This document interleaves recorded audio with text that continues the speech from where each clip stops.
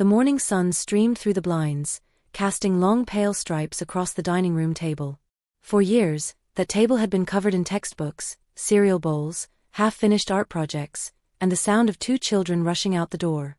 Today it sat perfectly clean, untouched, and unbearably quiet. Claire Morgan sat at the end of it with her coffee mug, hands wrapped around the warmth as though holding on to something solid could anchor her to this new reality. 50 years old, she thought she had prepared herself for this day, the day her youngest daughter, Emma, drove off to college. She had smiled, taken pictures, given her a hug that lasted too long. She told herself she was ready. But she wasn't. The silence was deafening. In the corner, the family dog Max let out a sigh and curled back into his bed. Even he seemed confused by the stillness, as if waiting for Emma to come running down the stairs one last time. Claire glanced at the chair across from her. Empty. David's chair. Her husband had already left for work before dawn, slipping out quietly like he always did, avoiding the long goodbyes that seemed to tie knots in Claire's chest. He was efficient like that, no fuss, no lingering. Sometimes she envied it. Other times it hurt. She took a sip of coffee and let her eyes wander over the kitchen. The fridge was bare except for condiments and a half-empty carton of milk. No sticky notes with reminders of Emma's choir practice or their son, Josh's, soccer schedule. No lists of science fair supplies or prom dress fittings. For years, her life had been one long series of to-do lists, of driving, planning, cooking, and organizing. Now, there was nothing left to organize. Her phone buzzed on the counter. A text from Emma made it safe. "Love you, Mom." Claire's throat tightened. She typed back quickly, "So proud of you. Call me tonight," and stared at the screen long after the message had been delivered. She set the phone down and looked at the clock. 8:07 a.m. A whole day stretched out before her, empty as the house itself. That evening, when David returned home, the silence didn't lift. He kissed her on the cheek out of habit, loosened his tie, and headed straight for the living room where the TV clicked on. Claire plated dinner, roast chicken and green beans, the kind Emma loved, and carried it to the table. "Dinner's ready," she called. David sat across from her, scrolling through his phone as he ate. The clink of silverware filled the space between them. "How was work?" she asked. "Busy," he said without looking up. A pause. "Emma made it to campus," Claire offered. "She texted this morning." "That's good." Another pause. The silence swelled, thick and suffocating. Claire stared at him, at the man she had spent more than half her life with, and for the first time she wondered if she truly knew him anymore. Without the kids in the house, without the chaos to bind them together, what was left? That night, lying in bed, Claire listened to the steady rhythm of David's breathing as he slept beside her. She remembered the early years, their laughter, the way he used to whisper plans for the future, the excitement of building a family. Somewhere along the way, those whispers had turned into schedules, responsibilities, and routine. Now, with nothing left to distract them, the truth stared her in the face. They were strangers sharing the same bed. Claire turned to the ceiling, eyes open in the dark. She thought of Emma unpacking in her dorm room, of Josh living states away, of the decades of her life spent giving and giving until she wasn't sure what was left of herself. A storm was brewing inside her chest, one she wasn't ready to name. And the house remained silent. The following week passed like a blur. Claire tried to fill her time with chores that didn't need doing. She polished the silverware, reorganized the pantry, vacuumed spotless rugs. Anything to avoid sitting still long enough to feel the hollowness of the house pressing down on her. David noticed, or at least she thought he did, but he never said a word. He left before sunrise, returned after dark, carrying the faint smell of coffee and city air on his suit. They spoke only in fragments, the kind of half-sentences that made a life run but never made a heart beat. "Did you pay the gas bill?" "Yes." "I'll be late Thursday." "Okay." It was like living with a colleague instead of a husband. One evening, Claire decided to try. She cooked one of his favorites, beef stew slow-simmered, just the way his mother used to make. She even lit candles at the table, something she hadn't done in years. When David walked in, loosening his tie, she smiled. "I made dinner. Thought we could sit down together." He looked at the table, then at her, and for a flicker of a moment she thought she saw gratitude. But he only nodded, washed his hands, and sat down. They ate in silence. "How's work?" she asked gently. He chewed, swallowed, and shrugged. "Busy. New project deadlines." Claire set her spoon down.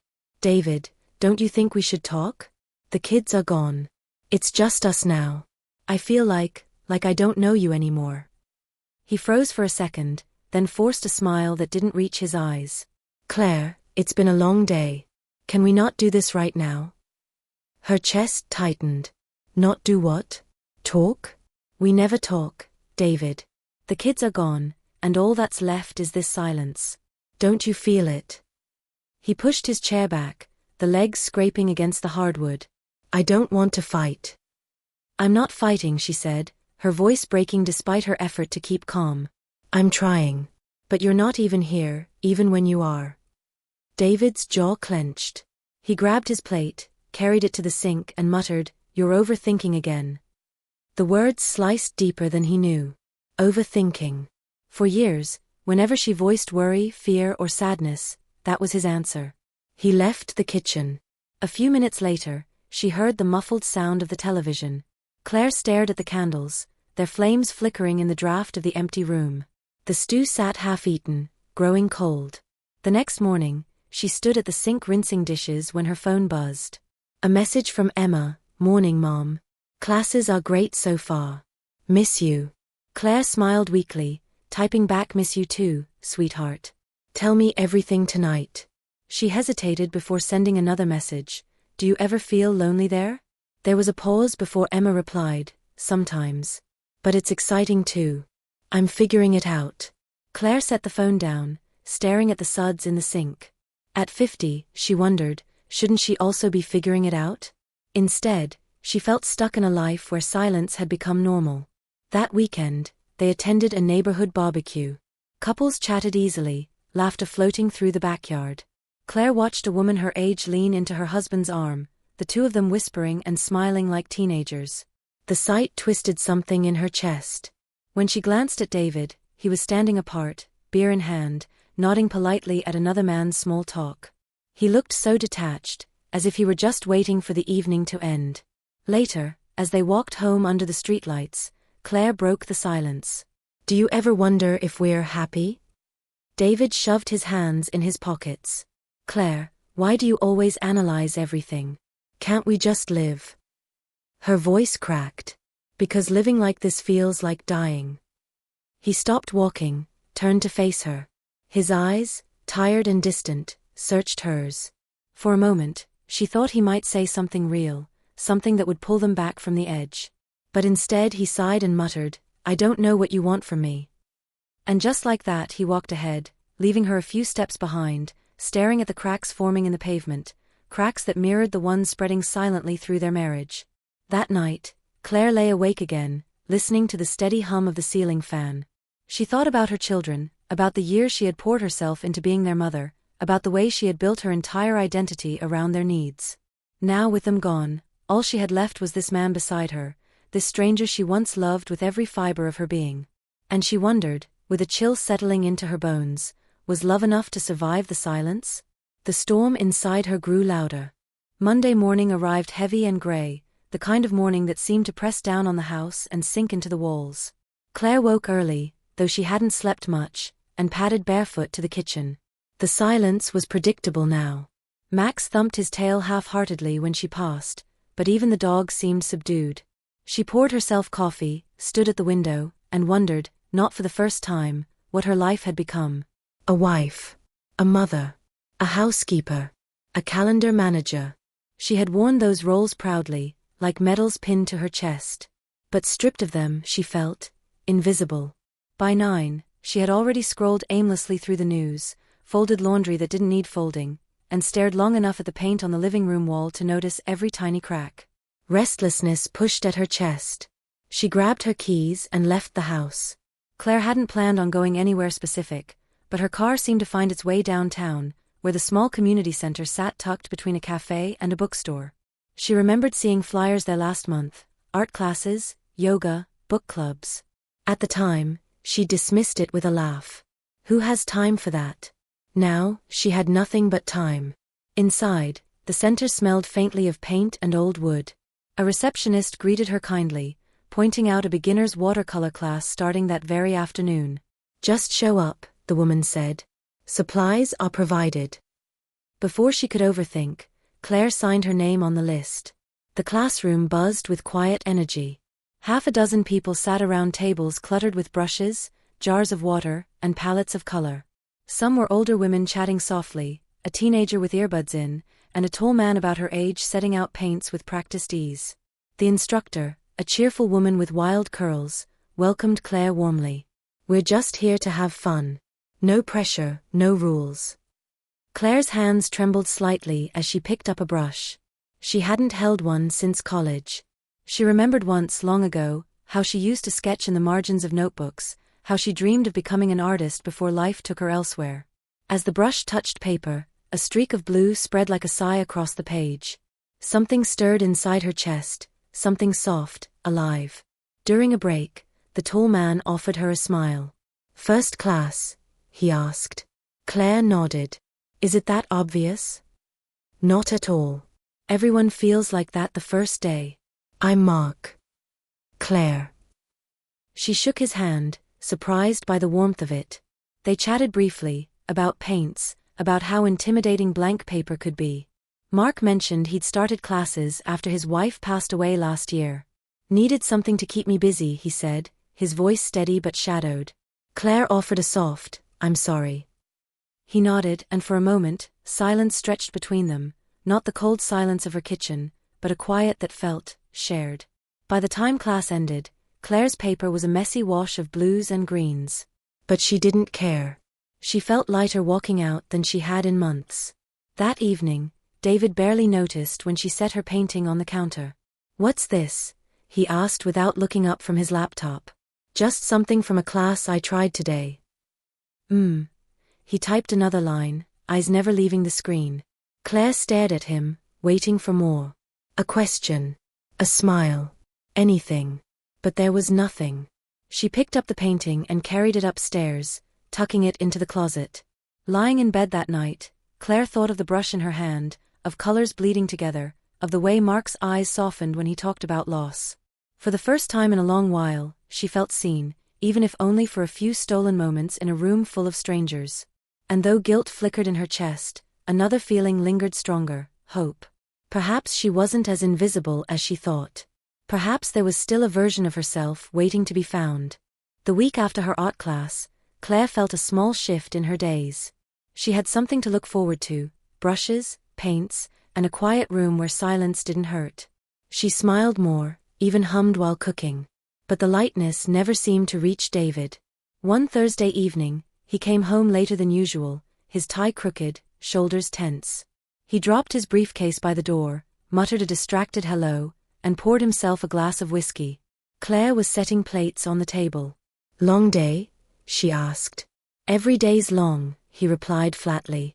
He took a sip, leaned against the counter, and stared into his glass. Then, as though it were an afterthought, he said, "I might have to take a position in Chicago." Claire froze, spoon still in her hand. "Chicago?" "Yeah. Corporate's restructuring. They want me to oversee the transition. It's a good opportunity." She blinked. "And when were you planning to tell me?" David frowned, as if her reaction puzzled him. "I'm telling you now." Her voice sharpened. "You've already made the decision, haven't you?" He set the glass down harder than he meant to. "Claire, it's my job. This isn't optional. We don't have kids at home anymore, there's nothing tying us here." "Nothing tying us here." The words landed like stones in her chest. This house, the one where they'd raised Josh and Emma, where birthdays were celebrated and Christmas mornings were magical, was suddenly reduced to nothing. Her hands trembled as she set the spoon down. "So that's it? You just decide and I follow." "Why are you making this a fight?" he shot back. "It's work. It's stability. You'll adjust." "Adjust." Her voice cracked. "David, do you even hear yourself? You make choices without me. You come home and barely look at me. You treat me like a piece of furniture in this house. And now you want to uproot everything without a conversation." His face tightened. I don't have time for drama. Claire's breath caught. Drama. That was what he called it. Her feelings, her fears, her entire sense of being invisible in this marriage. She pushed her chair back and stood. You don't get it, do you? I've spent 25 years building a life with you, raising kids with you, giving up parts of myself so we could be a family. And now that they're gone, all I want is something real between us. Not this silence. Not these decisions made over whiskey glasses. David rubbed his temples, exhausted. I can't do this right now. He left the kitchen, retreating to his office, the door clicking shut behind him. Claire stood alone in the glow of the dining room light, her chest heaving, her hands shaking. On the table, the stew she had cooked sat untouched, steam curling into the air before fading into nothing. Later that night, she wandered into the closet to put away laundry and noticed her painting tucked where she had left it. She pulled it out, tracing the messy strokes with her finger. It wasn't beautiful, not by anyone's standards, but it was hers. And as tears blurred her vision, she realized something terrifying. The more she rediscovered herself, the less she recognized her marriage. The next morning, David was gone before dawn again. On the counter, he'd left a note scribbled hastily, dinner with clients tonight. Don't wait up. Claire crumpled it in her fist. The cracks in their marriage weren't just showing anymore, they were splitting wide open. The following Tuesday, Claire slipped into her watercolor class with a weight in her chest she hadn't been able to shake since David's announcement about Chicago. The others greeted her with warm smiles, and for the first time in days she felt something soften inside her. Mark was already there, arranging brushes neatly, a habit she had noticed before. When he caught her eye, his face lit with a quiet, genuine smile. Not polite, not distracted, just present. Glad you came back, he said. Claire smiled, a little breathless. Me too. They sat across from each other, dipping brushes into pools of color. Today's lesson was landscapes, but Claire's hands trembled, her strokes uneven. Try lighter pressure, Mark suggested gently. He leaned closer, guiding her hand just enough to steady the brush. His voice was low, soothing, the kind of voice that made the noise in her mind quiet down. Claire glanced at him, and for a moment she forgot the paper, the paints, everything. All she saw was the kindness in his eyes. During the break, they wandered into the hallway with paper cups of coffee. So, Mark asked, leaning against the wall, what brought you here? You don't seem like someone with a lot of free time. Claire laughed softly. I used to be busy. Kids, school, sports, everything. But they're gone now. The house feels empty. He nodded slowly. I know that feeling. When my wife passed, the silence nearly swallowed me. That's why I started painting. Not because I was good at it, but because it filled the quiet. Something in his honesty cracked open a door in her. She found herself telling him things she hadn't said out loud, not to David, not even to herself. About the loneliness. About feeling invisible. About the way she no longer recognized her own life. Mark listened without interrupting, his expression soft, his presence steady. When she finally stopped, cheeks flushed with embarrassment, he said simply, You deserve to be seen, Claire. The words hit harder than he knew. That night at home, David returned late again. Claire sat at the table with a simple salad, the television humming in the background.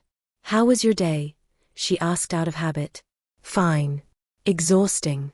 Don't wait up, I've got calls. He disappeared into his office, the door shutting like a wall between them. Claire sat in silence, her fork untouched. Her mind drifted to Mark's words, to the way his gaze didn't skim past her but lingered, as though she mattered.